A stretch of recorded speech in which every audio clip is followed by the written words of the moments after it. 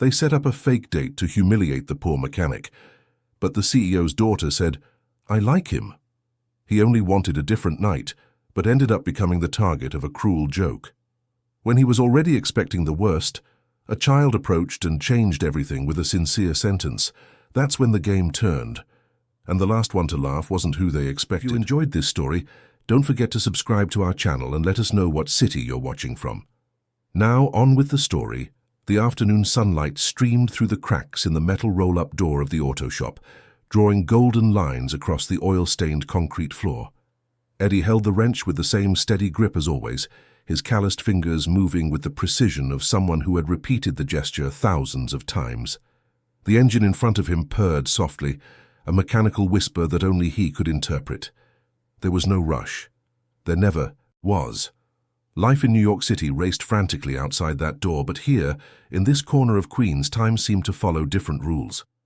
He wiped his forehead with the back of his hand, leaving a dark smear of grease on his tan skin.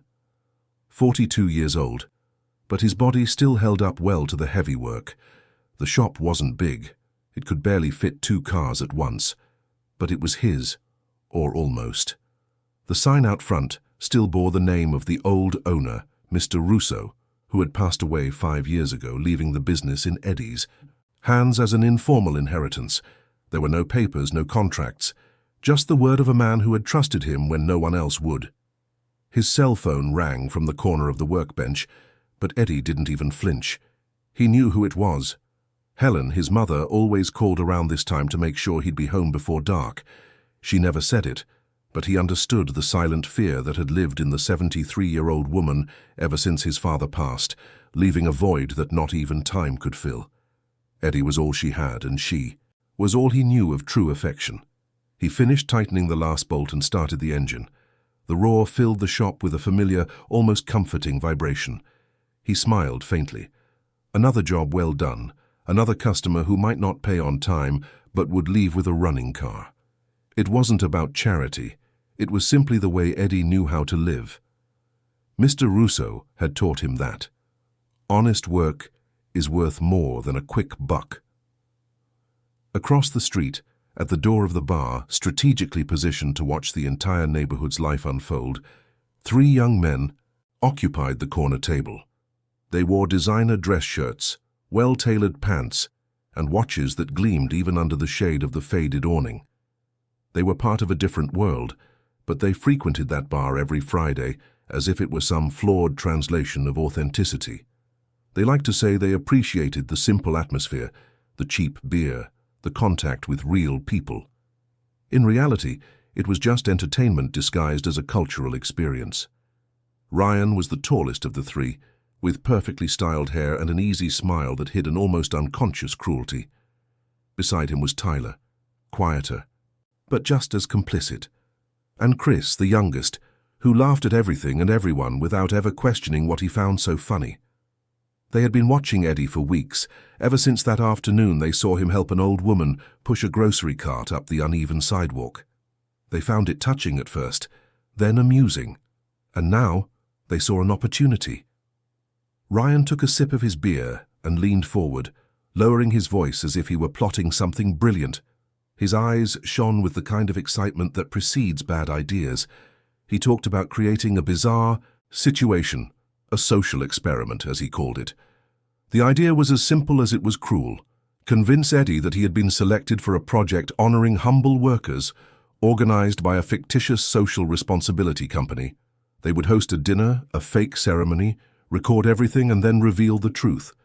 Guaranteed content for social media, guaranteed laughs among friends. Tyler hesitated for a moment, but the hesitation lasted less than a breath. Chris was already laughing before the plan was even fully laid out. Ryan raised his glass, toasting his own cleverness. None of them considered, not for a second, what it might cause. People like Eddie weren't real to them. They were just part of the scenery. In the following days, Ryan put the plan into action with the efficiency of someone used to manipulating situations. He created a fake profile for a non-profit, printed business cards, and even rented a space in a discreet but elegant restaurant in the West Village. He needed someone to play the part of the host, someone convincing. That's when he thought of Julia. Julia Miller was a project manager at a multinational corporation, 35, divorced for 2 years, and mother to Laura, a 6-year-old girl with the most curious smile in the world. Julia worked too much, slept too little, and lived in that draining routine of someone trying to prove to herself that she was in control. Ryan was a co-worker of hers, the kind who always showed up at the coffee machine with a ready-made joke and an invitation to a happy hour she rarely accepted. But this time, he was persuasive. He said he needed someone with a good presence to represent the company at a charity event. He offered a nice sum for her time. Julia, who was struggling to pay for Laura's new school, accepted without asking too many questions. They didn't tell her the truth, of course. They just said it would be an honorary dinner, that she should be kind, cordial, but maintain a certain formality. No getting personal, just professionalism. Julia agreed. She needed the money, and a dinner for a few hours seemed simple enough. Life as a single mom wasn't easy. Since the divorce, every bill carried weight. Every decision about Laura carried the double responsibility of raising a child alone. Her ex-husband, Brian, had moved upstate after the separation, visited his daughter once a month when he remembered, and contributed financially only when pressured. Julia had learned not to wait, not to depend, to handle everything herself.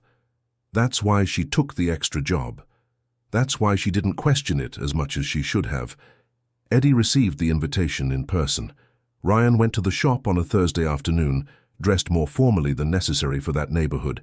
He introduced himself as a representative of the Dignity at Work Foundation, an organization that, according to him, annually recognized people who made a difference in their communities through honest work and helping others. Eddie had been nominated, Ryan said with rehearsed seriousness, by local residents who had witnessed his generosity. There would be a plaque, a certificate, and maybe even a small piece in the local paper. Nothing grand, but a sincere recognition. Eddie looked at the card, then at the man, and back at the card. He didn't believe it at first. He was used to being invisible, to doing his work without expecting recognition. The idea of being seen, of being valued, touched a part of him that had long been dormant. But his suspicion was stronger. He asked if there was any cost, if he had to pay for anything. Ryan assured him there wasn't. Everything was covered by the organization. Only his presence was required at a dinner the following Friday. He hesitated. He thought about refusing. But something in those words, in the possibility that maybe, just maybe, his silent effort had been noticed, made him accept. Ryan left the shop with a satisfied smile. Eddie stood there, holding the card, feeling a mix of hope and apprehension. That night at home he told Helen about the invitation. She was sitting in her armchair, in the living room, watching her primetime shows with the volume turned up too high, as always. Eddie sat beside her and waited for a commercial break to speak. Helen turned slowly, her face marked by wrinkles that told stories of a lifetime of hard work.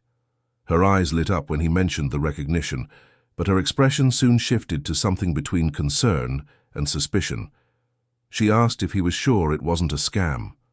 Eddie replied that he wasn't sure of anything either, but that maybe it was good to believe just this once. Helen held his hand, her thin, cool skin against her son's calloused fingers, and just said to be careful, that the world out there wasn't always kind to people like them. Eddie promised. But deep down, a part of him wanted to believe that this time would be different. Friday arrived slowly, dragging with it an anxiety Eddie hadn't felt in years.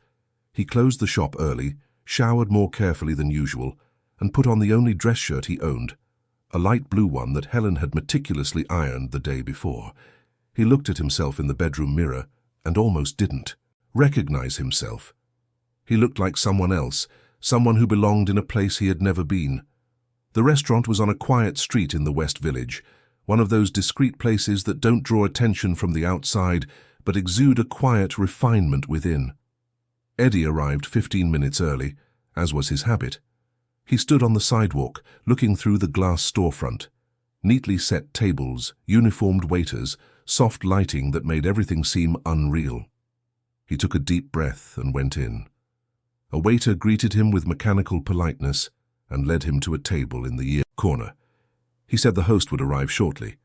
Eddie sat with his back straight, his hands on the table, trying to look comfortable in an environment where everything felt foreign. The menu in front of him listed dishes with French names he couldn't pronounce. The prices made his stomach clench. Then she walked in. Julia crossed the room with the posture of someone accustomed to corporate settings, wearing a discreet but elegant dress, her hair in a bun that revealed the poorly disguised exhaustion on her face. Her eyes scanned the restaurant until they found Eddie. There was a pause, a moment of mutual assessment. She saw an older man with large, rough hands and simple clothes that tried unsuccessfully to fit in. He saw a beautiful, distant woman who clearly belonged to a completely different world.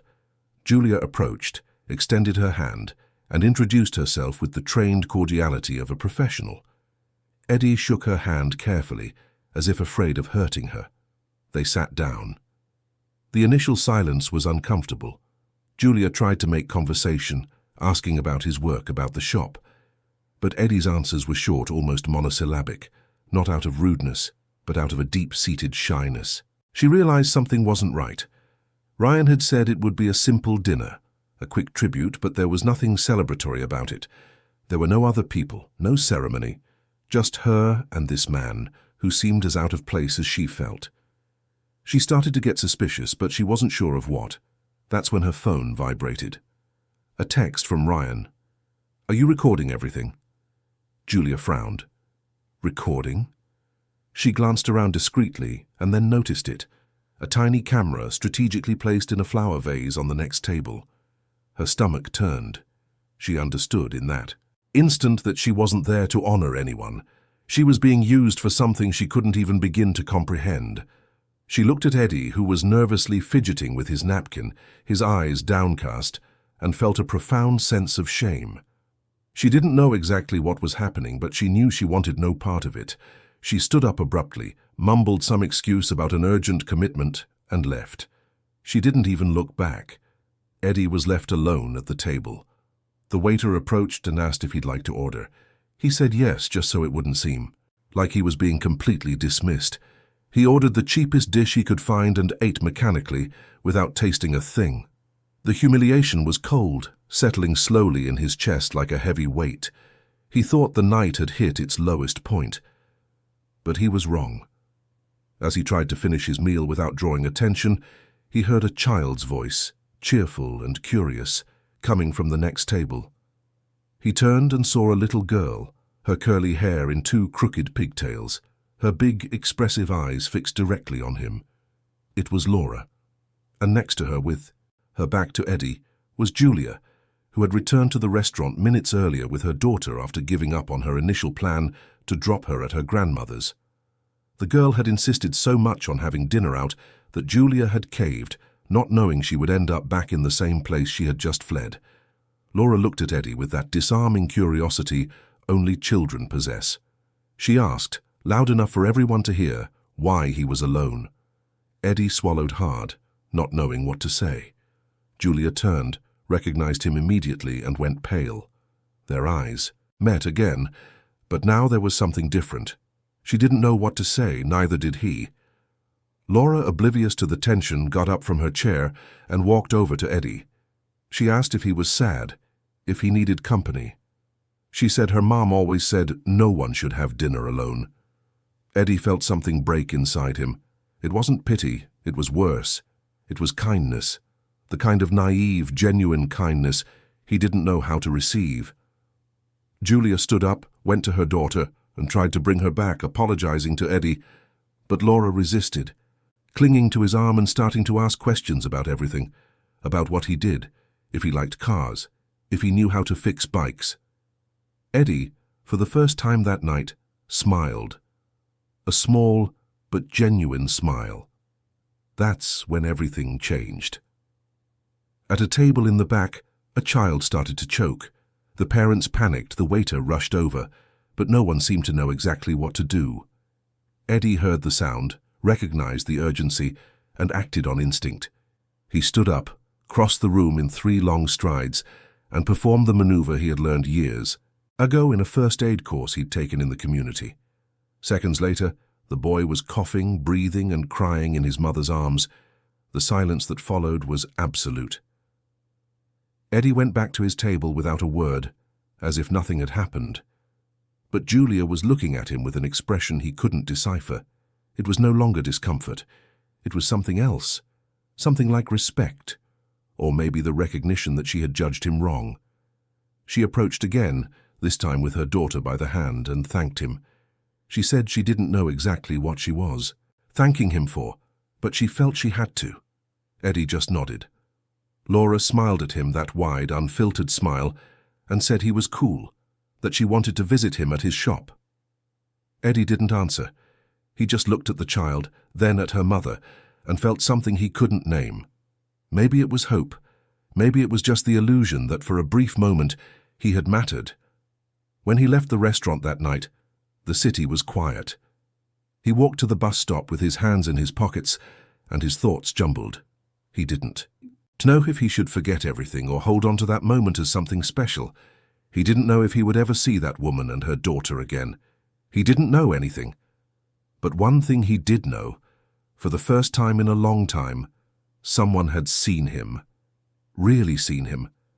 Sunday dawned with that humid heat typical of a New York summer, the grey sky promising a rain that might never come. Eddie woke up before his alarm, as always, and lay for a few minutes staring at the peeling ceiling of his room.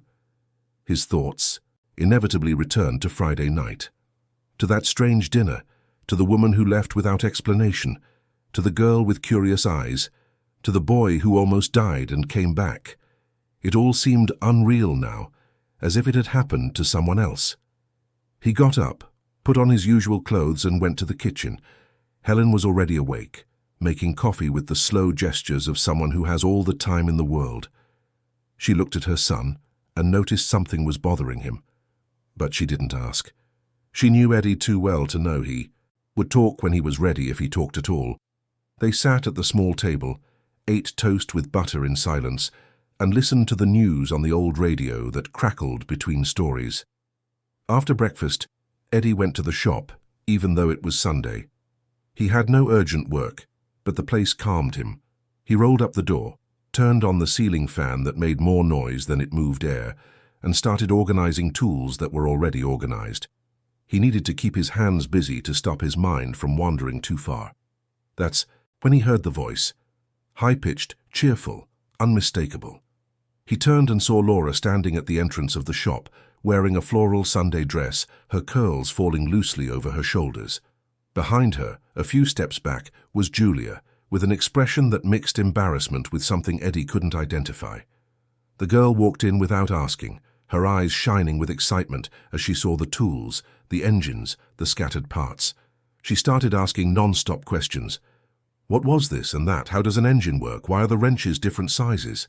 Eddie, caught off guard, answered with monosyllables at first, but gradually he loosened up. There was something about the child's genuine curiosity that disarmed any defense. Julia approached slowly, her hands clasped in front of her, the posture of someone who doesn't know what to do with their arms. She apologized for the intrusion, saying Laura had insisted so much on coming that she couldn't say no. She explained that her daughter had been fascinated with him since that night at the restaurant, that she wouldn't stop talking about the man who saved the boy and worked with cars. Eddie nodded, said it was no problem, that they were welcome. But inside his suspicion grew. Why would this woman come back? Why would she bring her daughter here? What did she really want? He had learned over the course of his life that free kindness rarely existed. There was always a reason, always a price, and even if there wasn't, people like Julia didn't frequent places like this by choice. Something was wrong. He just didn't know what. Julia noticed his stiffness, the way he avoided looking directly at her. She felt his distrust and didn't blame him. She knew she was at fault. She knew she had walked out of that dinner without an explanation, leaving him alone, humiliated. And worse, she still didn't know exactly what Ryan had planned, but she suspected it was something cruel. She tried to explain, but the words didn't come easily. She just said she was sorry about Friday, that there had been a misunderstanding, that she shouldn't have accepted the job without fully understanding what it was about. Eddie didn't reply. He just went back to organizing his tools. Laura, oblivious to the tension, picked up a screwdriver and asked if she could try tightening a screw. Eddie, hesitated, then agreed. He guided her small hand, showed her how to turn it, how to feel the resistance. The girl laughed when she got it. Julia watched the scene and felt something shift inside her. It wasn't pity. It was a recognition of a patience she herself no longer had. They stayed for almost an hour. Laura never tired of exploring, of asking, of touching everything with the exaggerated care of someone afraid of breaking something important. Eddie got used to their presence. Not exactly comfortable, but less tense. Julia tried to help by organizing some parts, but it was obvious she didn't understand any of it. He found it amusing in a quiet, almost imperceptible way. When they finally said goodbye, Laura gave his legs a quick hug and said she'd be back. Eddie didn't promise anything, just waved. Julia thanked him again, this time more sincerely, and they left. He stood there looking at the empty street, trying to understand what had just happened. That same afternoon, across the city, in Ryan's spacious apartment on the Upper East Side, the three friends gathered to review the footage they had captured on Friday. The hidden camera had recorded everything. Eddie arriving nervously, sitting alone, Julia leaving abruptly, his expression when he was left at the table by himself. Ryan edited the best moments, added sarcastic captions, and prepared everything to post on social media. He could already imagine the comments, the shares, the digital validation that fed his ego. To him, it was just content, entertainment. A funny story to tell at parties. Eddie's humanity, his quiet dignity, all of it was invisible to someone who only saw view counts. Tyler, for the first time, showed discomfort. He looked at the video and saw something the others didn't. He saw a humiliated man. He saw cruelty disguised as entertainment. He asked if they really had to do this, if it wasn't too much. Ryan laughed, said it was just a prank, that no one would get hurt for real, that Eddie would probably never even see the video. Chris agreed, already laughing in anticipation of his followers' reactions. But Tyler couldn't laugh. He asked to leave early, making up some excuse. Ryan barely noticed, already busy choosing the perfect background music for the video. Tyler left the apartment with a weight on his chest he couldn't name. It wasn't exactly guilt, but something close to it. In the following days, Laura returned to the shop 3 times, always with Julia, always full of questions, always leaving the place a little less silent. Eddie started to look forward to those visits without admitting it to himself. He would prepare little demonstrations, set aside tools the girl could handle safely, and even clean the floor a bit more so she wouldn't get her dress dirty. Helen noticed the change, but didn't comment. She just smiled faintly when her son mentioned the curious little girl who liked mechanics. Julia, for her part, found something unexpected in the shop: peace. In that makeshift place full of oil and metal, she could breathe in a way she couldn't at the office. She watched Eddie work with a patience that was completely foreign to her.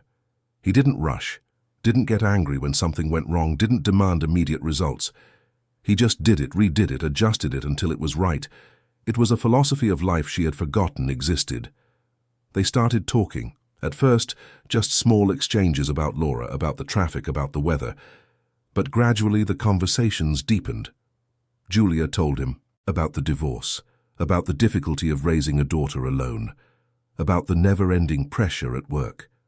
She talked about the sleepless nights spent putting together presentations, about the meetings that seemed to have no end, about the constant feeling of failing on all fronts. At work, it was never enough. At home, she felt she was stealing time from Laura. And for herself, there was nothing left. Eddie listened more than he spoke. But when he did speak, his words had a quiet weight that was calming. He told her about his mother, about the shop he had inherited, without any paperwork, about the simple life he had chosen out of necessity, and that was now all he knew. He told her about Mr. Russo, the former owner, a man who had given him a chance when everyone else saw just a kid with no future. He told her about the customers who didn't pay, but whom he helped anyway because he knew their need was real. There was a contrast between them that, instead of pushing them apart, brought them closer. She came from a world of deadlines, targets, competition. He came from a world of silence, routine, invisibility, and somehow those two worlds were beginning to touch, creating a third possibility that neither of them yet knew how to name. But Eddie's suspicion didn't disappear completely. He would find himself thinking, late at night, lying in his dark room, if this was all just temporary. If Julia wouldn't soon tire of this fantasy of simplicity and return to her real life, leaving him behind as everyone always had. Experience had taught him not to trust in permanence. It was on a Thursday, almost 2 weeks after that first dinner, that everything changed again. Julia arrived at the shop alone without Laura. Her face was different, her eyes red as if she had been crying. Eddie asked if everything was okay. She hesitated, then broke down. She told him she had discovered the truth about that night at the restaurant. Tyler, in a belated act of conscience, had sought out Julia at work. He told her everything, about the sham, about the video, about the cruel intention behind the invitation. He said he couldn't stay silent any longer, that he needed her to know. Julia listened in shock, then in anger, then in a deep sadness. She found Ryan confronted him. He tried to downplay it, said it was just a joke, that no one had gotten hurt. She called him a coward and walked away. But what shattered her most was realizing that the bond she was forming with Eddie, that connection that was beginning to blossom, had originated from cruelty. She had been a part of it without knowing, but she had been a part of it. And now she didn't know how to look at him knowing this. She felt dirty, an accomplice to a malice she never intended to commit. All the conversations they'd had, all the moments of peace in the shop, everything now seemed contaminated by the original lie. How could she build something real on a foundation of deceit? How could she ask him to trust her when she herself didn't know if she deserved that trust? She told Eddie everything, every detail. He listened in silence, his face impassive, his hands still on the workbench. When she finished, she fell quiet, waiting for a reaction. Anger, maybe, or disappointment. But Eddie just sighed deeply and said he already knew. Julia's eyes widened. What did he mean? He explained that from the beginning. He had suspected something was wrong. The way she left, the absence of any ceremony, the looks from the waiters. It all pointed to a setup. But he went anyway, because for a moment he wanted to believe it might be true, that maybe someone had seen him. She started to cry. She apologized repeatedly, said she didn't know, that if she had known, she never would have accepted.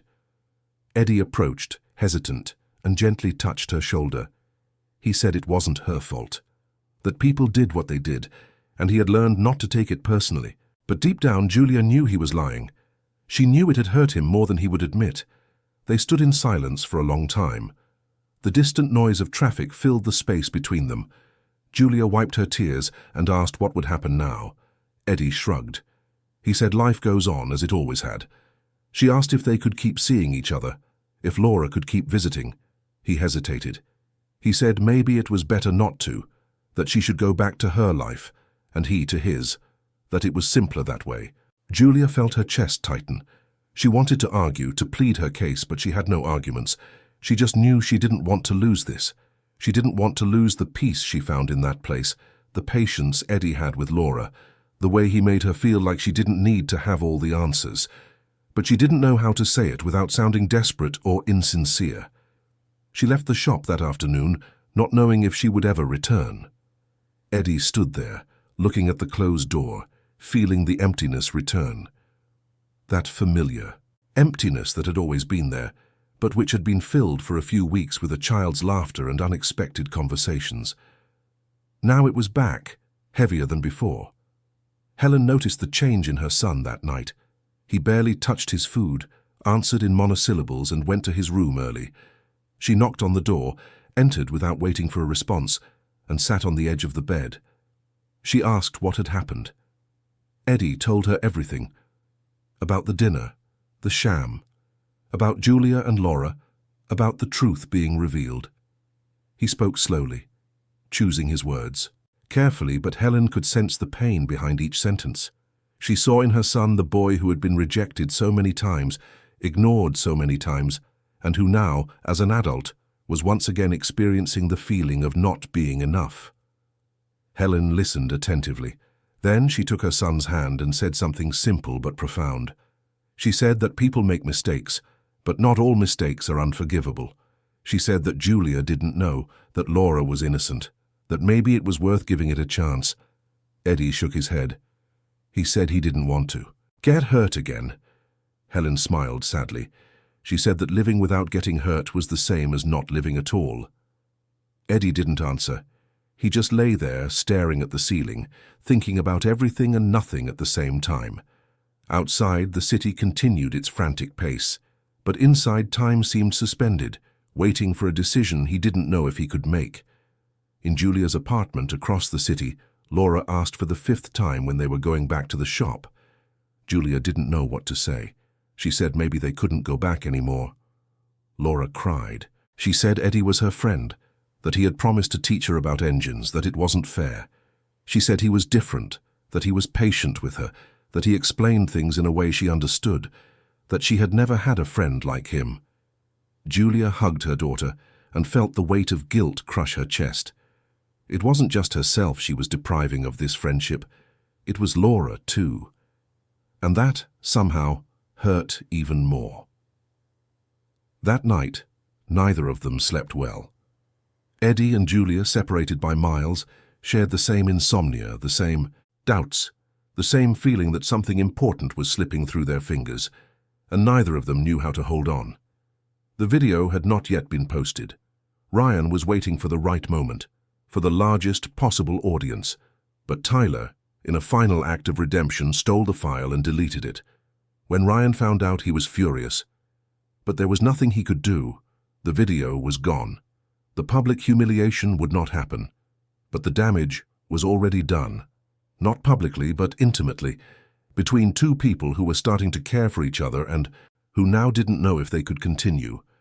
The sham had ended before it began, but it had left scars that might never fully heal. And as New York City carried on its relentless rhythm, 2 lives remained suspended, waiting for a next step that neither knew how to take. A week went by, 7 days of silence that felt like an eternity. Eddie returned to his usual routine, but the shop seemed smaller now, emptier. The tools made the same noise as always. The engines rumbled with the same familiarity. But something was missing. The high-pitched voice of Laura, asking impossible questions, was missing. The curious eyes watching his every move were missing. Even the initial awkwardness he felt in Julia's presence was missing. Helen tried to cheer him up with his favorite food, with stories from the old days, with that silent tenderness of a mother who knows her son's every wound. But Eddie just smiled faintly and thanked her, without saying much. There wasn't much to say. Life was back to normal. And normal, he had discovered, was another word for empty. Across the city, Julia was also struggling with her own silence. She returned to work with a renewed determination, as if she could erase the emotional turmoil by diving into spreadsheets and reports. But Laura wasn't cooperating. The girl woke up asking about Eddie, went to sleep asking about Eddie, and at every moment of the day found a way to mention the friend she had lost without understanding why. It was on a Tuesday, during a particularly tense meeting about quarterly goals, that Julia made a decision. She couldn't go on like this. She couldn't deprive Laura of that friendship because of something that wasn't either of their faults, and more importantly, she couldn't deprive herself of what she had started to feel. The thing she couldn't yet name, but that was beating stronger inside her every day. She walked out of the meeting halfway through, something she had never done. She ignored the surprised looks from her colleagues, got in her car and drove to Queens. She didn't call ahead. She didn't plan what she would say. She just went. When she arrived at the shop, the roll-up door was partially open. She entered slowly and saw Eddie crouched beside an old car, his shirt stained with grease, his brow furrowed in concentration. He looked up and saw her. For a moment, neither of them moved. Then Eddie slowly stood up, wiped his hands on the dirty rag he carried in his pocket, and waited. Julia took a deep breath and said the only thing that mattered. She wanted to try again. She wanted things to go back to how they were, or better yet, to go beyond what they were. Eddie was quiet for a long time. Then he asked why. Why did she insist? Why not just get on with her life and let him get on with his? Julia hesitated, searched for the right words, and when she couldn't find them, she spoke the true ones. She said she didn't know exactly why.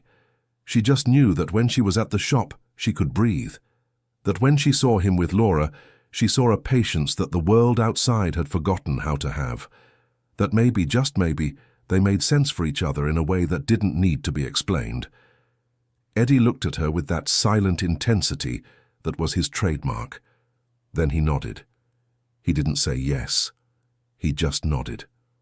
And Julia understood that it was the most she would get at that moment. It was enough. Laura returned to the shop the next day. She came running, hugged Eddie's legs tightly, and started talking non-stop about everything that had happened during the week. School, the drawings she'd made, the tooth that was loose. Eddie listened with that full attention few people know how to give, and slowly, the shop came back to life. But not everything went back to how it was. There was now an awareness between Eddie and Julia, a tension that wasn't uncomfortable, but it was present. Glances, that lasted longer. Silences that said more than words. Accidental touches that didn't seem so accidental anymore. They were building something, but neither of them had the courage to name what it was. It was Julia who took the initiative. On a Friday afternoon, after Laura had fallen asleep in the old chair in the shop, tired from playing so much, she asked if Eddie would like to have dinner with them. For real this time. Not at a fancy restaurant, not with formalities. Just a simple dinner at her house. Eddie hesitated. He said he wasn't sure it was. A good idea. She asked why. He couldn't answer. It was the following Saturday. Eddie arrived at Julia's apartment with a bottle of soda and a nervousness he hadn't felt since he was a teenager. The apartment was small, well organized, with pictures of Laura in every corner. Julia cooked something simple, steak, rice, and a salad. Real food, as she called it, food that made sense. They ate with Laura between them, the girl chattering away, telling stories that only made sense in a child's logic.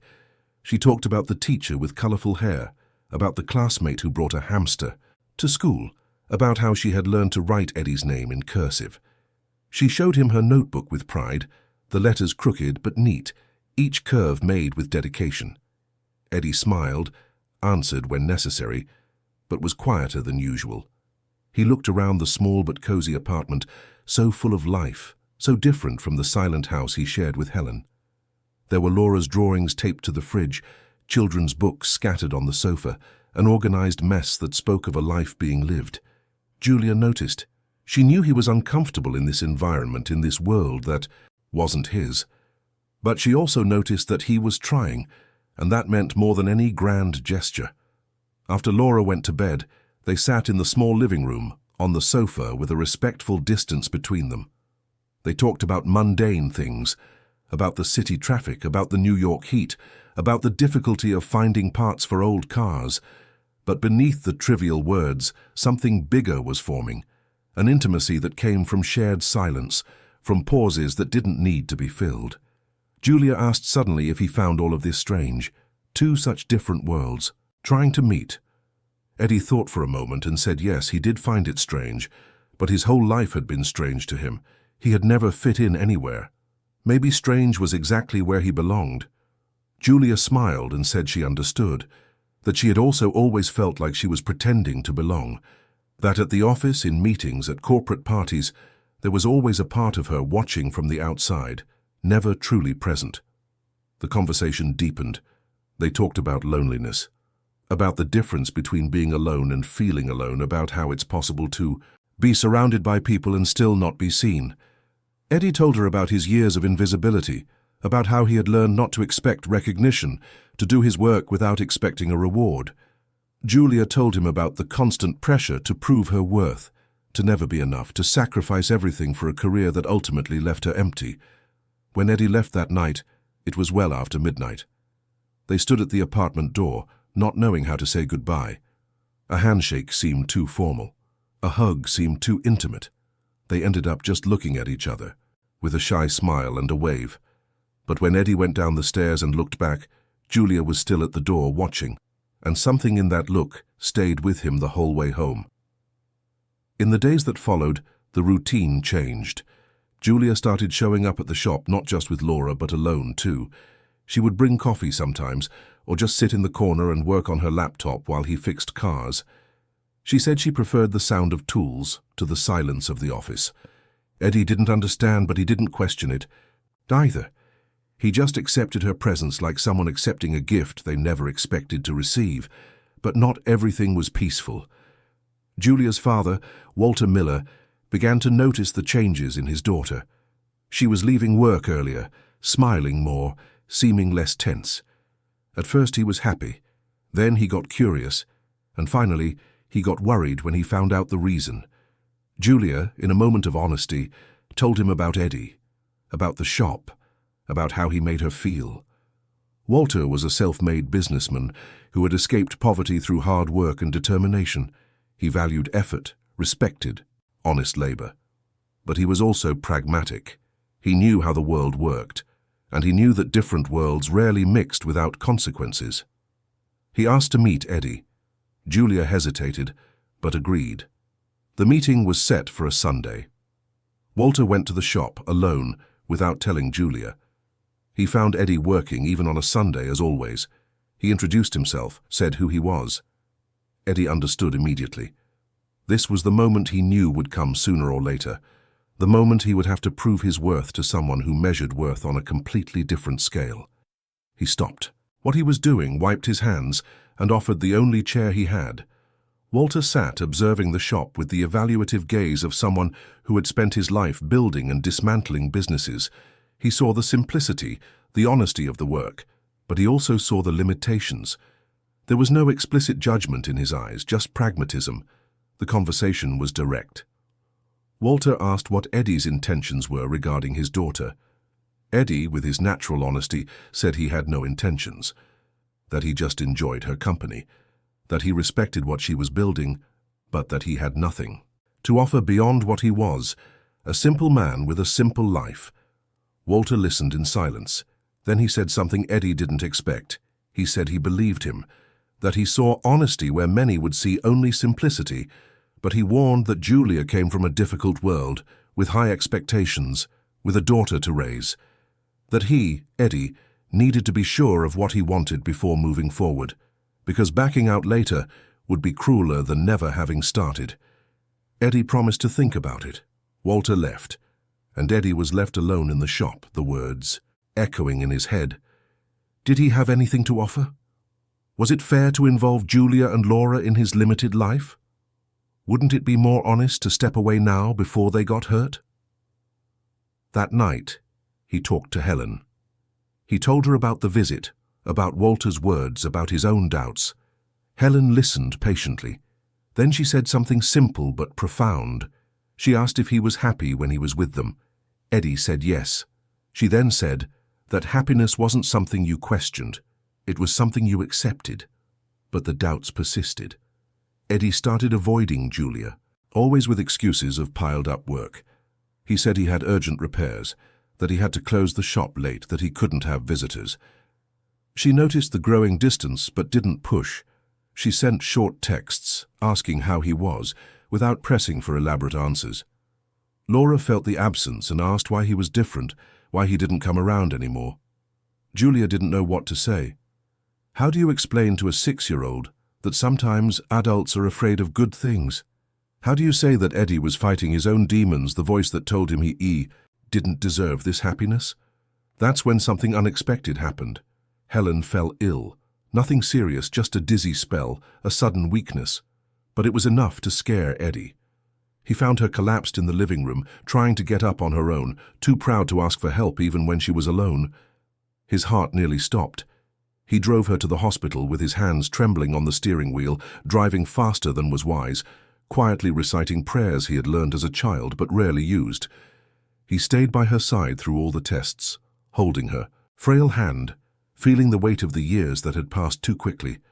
The doctors said it was just fatigue, age, low blood pressure, nothing to worry about. But the scare lingered.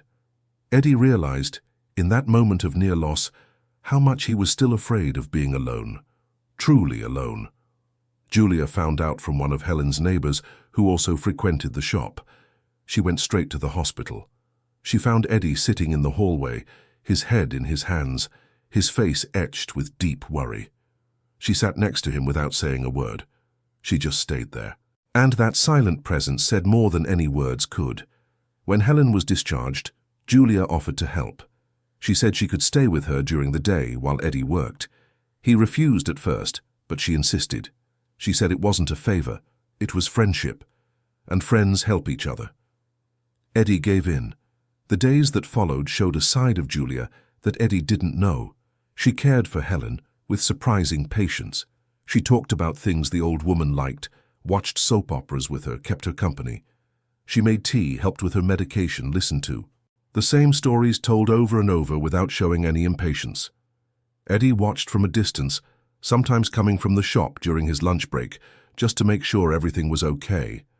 And every time he saw Julia there, sitting next to his mother, laughing at something silly on TV, he felt something stir inside him. A deep gratitude, but also a growing fear that this was too good to be true. Helen, for her part, grew fond of the young woman her son was trying, unsuccessfully, to keep at a distance. She saw in her a strength disguised as delicacy, a determination hidden behind kindness. One afternoon, while Julia was making tea in the kitchen, Helen called Eddie into her room. She said he was a fool if he let this woman go, that she saw something rare in her, genuine kindness, that it didn't matter what world she came from. What mattered was where her heart was pointing. And her heart, Helen said with conviction, was pointing to him. Eddie didn't answer, but the words stayed with him. And that night when Julia left, he walked her to the gate. They stood there not knowing what to say, until Eddie, gathering a courage he didn't know he had, took her hand. Just that. He held her hand. Julia felt the rough, calloused but careful touch, and she smiled, a smile that lit up her tired face. They said nothing. They didn't need to. That touch said everything. It was a beginning, small, hesitant but real. And for the first time in a long time, they both felt that maybe, just maybe, their different worlds could meet and create something new, something that was theirs. But the peace was short-lived, because across the city Ryan hadn't forgotten. He still held a grudge for how Tyler had betrayed him, for how his plan had been ruined. And he wasn't the type to forget easily. His wounded ego fueled a need for revenge that grew with each passing day. He was already planning another way to humiliate Eddie, a way that would leave no trace, a way that would truly hurt. This time it wouldn't be just a prank. It would be a lesson, for Eddie, for Tyler, for everyone who dared to challenge him. And as Eddie and Julia began to build something precious, the shadows of the past were preparing to return and test whether what they were creating was strong enough to survive. Monday morning started like any other. Eddie opened the shop at the usual time, organized his tools, and turned on the old radio that played country music between ads for local businesses. Helen was better, back to her routine, and Julia had returned to work full-time. Laura was back in school. Everything seemed to be falling into place, finally. But peace never lasted long. Around 10 in the morning, a car pulled up in front of the shop, an expensive imported model completely out of place on that simple street. The driver got out and came inside. He was a man in a suit with a corporate posture, the air of someone just following orders. He introduced himself as a representative of an investment firm and said he had a proposal for Eddie. The proposal was simple. They wanted to buy the land the shop was on. The offer was generous, far more than Eddie could have imagined that piece of ground was worth. Enough for him to buy a better house, maybe even open a bigger shop somewhere else. The man left the documents, said it was a once-in-a-lifetime opportunity, and that he had a week to decide. Eddie stood there, staring at the papers. Something didn't add up. Why would anyone pay so much for this lot? There was nothing special about it. No new development projects in the area, no sudden property value spike. It was just an ordinary street in an ordinary neighborhood. His suspicion grew. He decided to investigate. Tyler, who had kept in sporadic contact with Eddie via text since deleting the video, responded quickly when asked. He confirmed what Eddie already suspected. It was Ryan. The company was a front, created just for this transaction. The goal was to get Eddie out of there, to displace him, to prove that money could solve anything. It was another form of humiliation, more subtle but no less cruel. To take from him the only place he truly belonged. Eddie felt anger rise, but he controlled it. Anger never solved anything. It never had. He had learned that the hard way. He decided he wouldn't accept the offer. He sent a polite but firm reply. The shop was not for sale, no matter the price. That place was more than a business. It was history. It was memory. It was his identity. Ryan didn't take the refusal well. He started applying pressure in other ways. Anonymous tips to the city about code violations at the shop, though there were none. Unexpected inspections that disrupted his work. Minor acts of sabotage that seemed like coincidences, but that Eddie knew were intentional. The silent war had begun. Julia found out what was happening from Tyler. She was furious. She confronted Ryan at the office, in front of everyone. She called him a coward, petty, a man with no character. Ryan tried to downplay it, but her fury was now public. Other colleagues who had always found Ryan's cruel pranks amusing started to see him in a different light. The respect he commanded was superficial, based on fear and convenience. When someone finally had the courage to stand up to him, the facade began to crack, but the damage continued. Eddie was losing customers. Subtle rumors were spread about the quality of his service, about his reliability. Nothing that could be proven, but enough to drive people away. Business at the shop slowed down, the bills started to pile up. Eddie didn't complain, but Helen saw the worry growing in her son's eyes. That's when Walter Miller reappeared. He sought out Eddie again, this time with a different proposal. He knew about Ryan, knew about the difficulties. He offered to help. He said he had connections, that he could fix this. Eddie thanked him but refused. He said he didn't want favors, didn't want to owe anyone. He wanted to solve this on his own. Walter insisted. He said it wasn't a favor. It was justice, that men like Ryan only understood one language, power, and that he, Walter, had enough power to make Ryan back down. Eddie thought. He thought about Helen, about Julia, about Laura. He thought about what he could lose if he continued this battle alone. And for the first time in his life, he accepted help. Walter acted quickly. A conversation with the right people, a few strategic phone calls, and suddenly the inspection stopped. The rumors ceased. Ryan received a clear message. Messing with Eddie was messing with people he shouldn't provoke. It wasn't a threat. It was just reality presented clearly. Ryan backed down, not because he wanted to, but because he had no choice. And for the first time, he tasted his own powerlessness. The feeling he inflicted on others was now his own. It wasn't pleasant. Eddie's life returned to normal. But something had changed. He was no longer alone. He had Julia, who now openly acknowledged their relationship. He had Laura, who called him Uncle Eddie and spent weekends exploring the shop. He had Walter, who, despite their differences, respected his honesty. And he even had Tyler, who, in a final act of redemption, completely broke ties with Ryan and started hanging out at the shop, learning about mechanics, seeking a way to reconnect with something real. But the biggest change came from within. Eddie began to accept that he deserved all of this, that it wasn't a fluke, not charity, not pity. It was a choice. People were choosing him. And that meant something. On a Saturday afternoon, almost 3 months after it all began, Julia showed up at the shop with an unexpected proposal. She wanted him to see something. She took him to an empty warehouse in another part of the city. It was bigger than his current shop, well located with room to expand. The walls needed painting, the floor was cracked, but the structure was solid. Eddie walked through the empty space, his footsteps echoing, imagining the possibilities. Julia watched in silence, nervous, hoping he would see the vision she had. She said her father had bought the property and wanted to rent it to Eddie for a symbolic amount.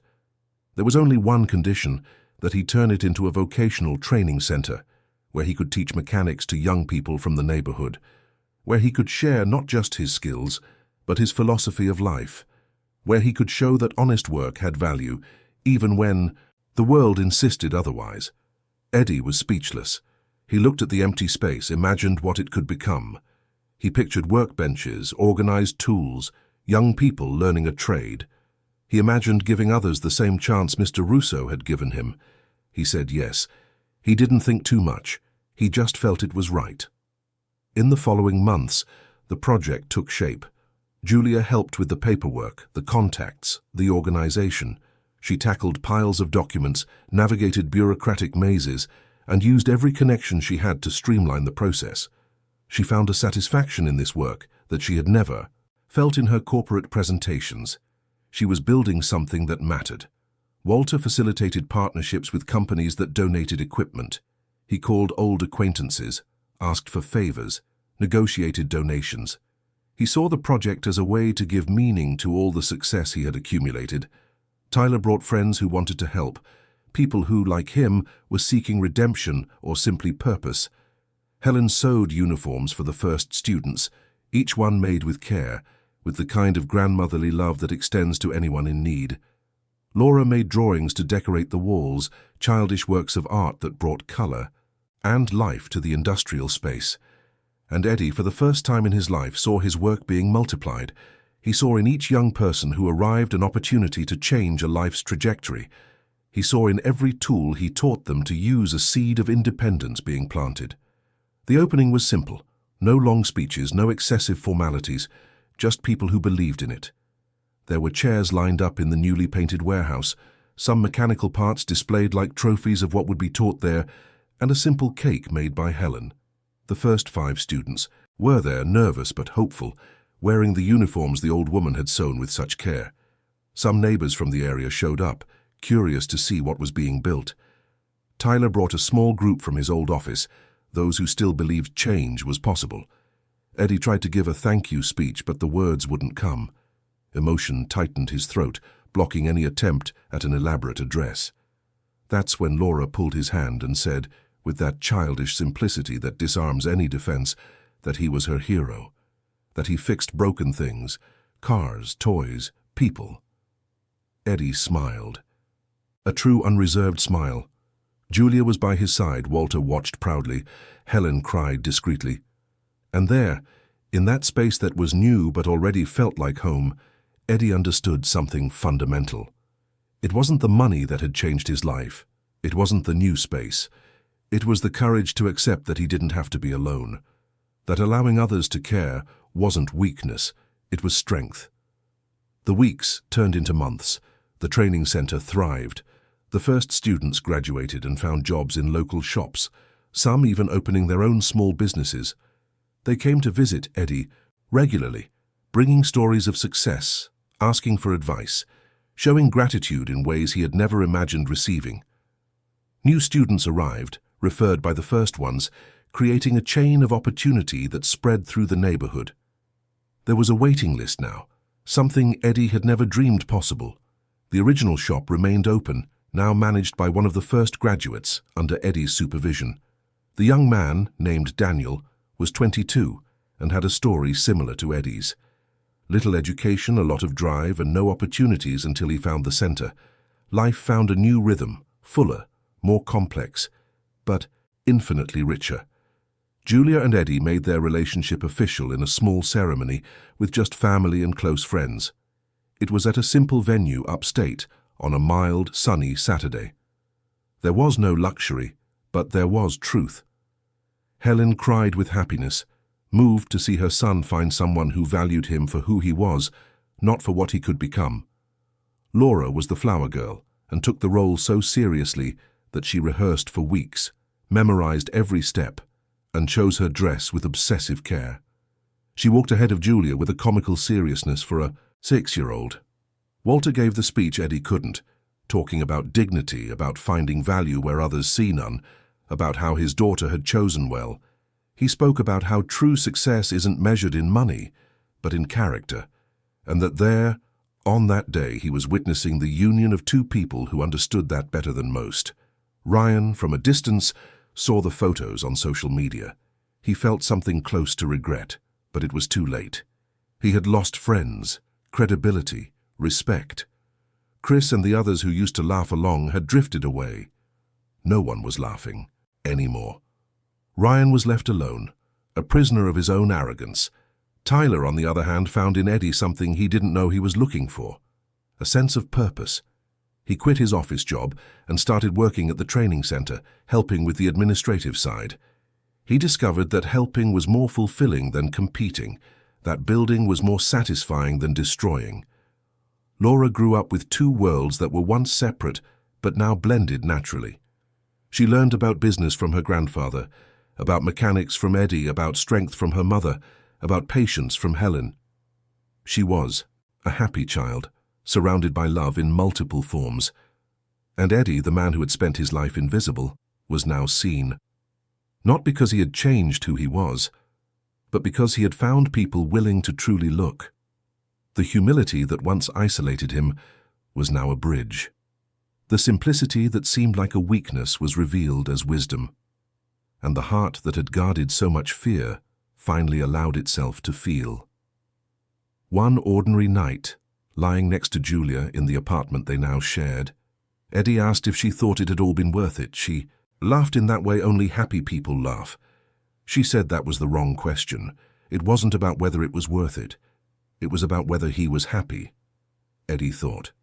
He thought about everything they had been through, the humiliation, the doubts, the struggles, but he also thought about the small victories, Laura's hugs, the conversations with Helen, the quiet pride in Walter's eyes. He thought about how every piece of the puzzle, even the painful ones, had been necessary to form the complete picture. He answered yes, he was happy. More than that, he was grateful. Grateful for the sham that led him to the restaurant. Grateful for the humiliation that forced him to confront his own barriers. Grateful that Ryan had existed, because without the shadow, the light wouldn't be so clear. Grateful that Tyler had found his conscience. Grateful that Julia had been brave. Grateful that Laura had been herself. Julia hugged him, the kind of hug that says more than words. And there, in that shared silence, they both understood they had built something rare. Something that didn't depend on worlds meeting, but on people choosing to meet despite their worlds. New York City continued its frantic routine outside, millions of lives crossing paths without seeing each other.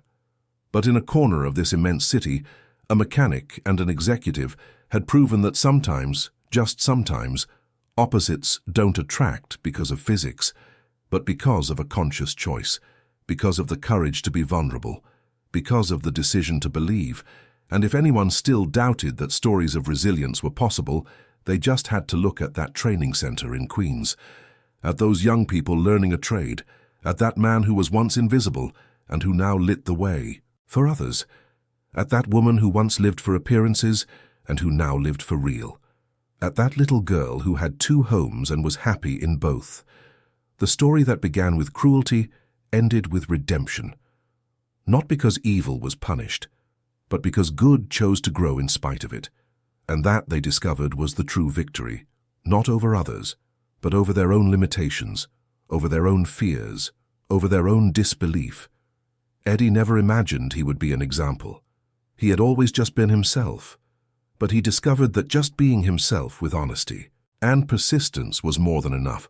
It was an inspiration. It was a lesson. It was living proof that dignity can't be bought, inherited, or stolen. It can only be chosen, every day, in every gesture, in every decision. And as the city slept, he stayed awake for a few more minutes, just looking at the ceiling, listening to Julia's quiet breathing beside him, feeling the peace that only comes when you finally stop fighting who you are and start embracing it. He smiled. A small but true smile. And he slept. The next day, life would go on. There would be challenges, there would be doubts, there would be difficult moments. But now he wasn't alone, and that made all the difference. End of story. Dear listeners, we hope the story of Eddie and Julia has touched your heart. If you were moved by this journey of resilience, dignity, and true love, please leave a like, subscribe to the channel, and tell us in the comments which moment marked you the most. Every day, we bring you intense stories like this one, revealing the deepest side of the human soul and showing that even in the most difficult situations, love and honesty can transform lives. We'll see you in the next episode with a new story that will touch your soul.